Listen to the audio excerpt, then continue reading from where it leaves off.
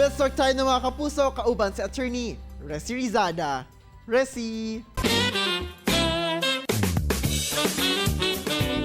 Thank you, RJ! Maing buntag mga kapuso, welcome to Best Talk. Makauban na sab nato karong buntaga si kapuso actress Bianca Umali. Good morning, Miss Bianca. Of course, Mindanao welcomes you back dito sa At Home with GMA Regional TV. Kumusta ka na? I'm great. Good morning. Thank you for having me. And kayo, kamusta? We're great also. Nako, we're very happy and we enjoyed the last time na nandito ka. Ano ng mga updates naman sa buhay mo, and have you done any interesting thing naman habang nakastay at home ka ngayon? Well, the most interesting I've been doing right now is being focused on working out. Nagkaroon kasi ng time na nag-stop ako and I rested my body. Pero ngayon, I'm back at it. And actually, nagsiset up ako ng sarili kong workout space.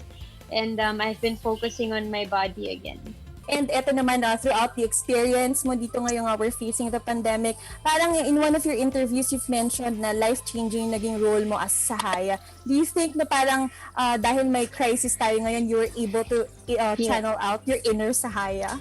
Actually, yes. Lalo na nung na-discover ko yung love ko for plants, mas na-appreciate ko yung time ko. Mas na-appreciate ko yung everyday simple life.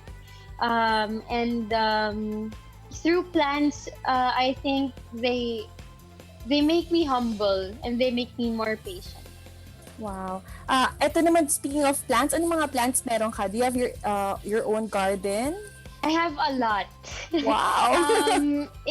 I have a lot of indoor plants. I also have a small garden here sa house ko.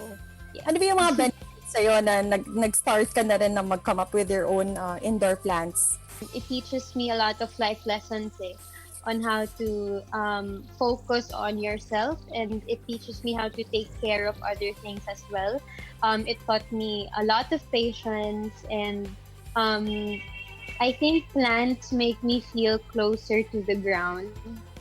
It makes me more humble and very refreshing every day. Parang isa ka na rin sa mga certified plantita.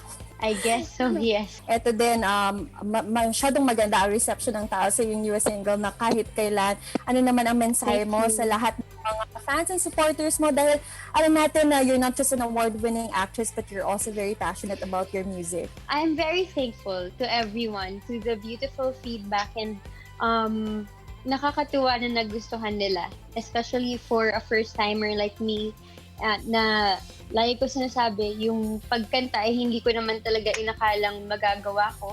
Kaya I am very thankful to GMA Music kasi nabigyan nila ako ng pagkakataon na ma-share yung boses ko and yung talent ko.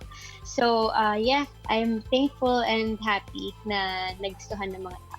Ito, mensahe mo naman sa lahat ng ating mga kapuso all over Mindanao. You're a source of inspiration to many, and this would be a good time also to share our message with them.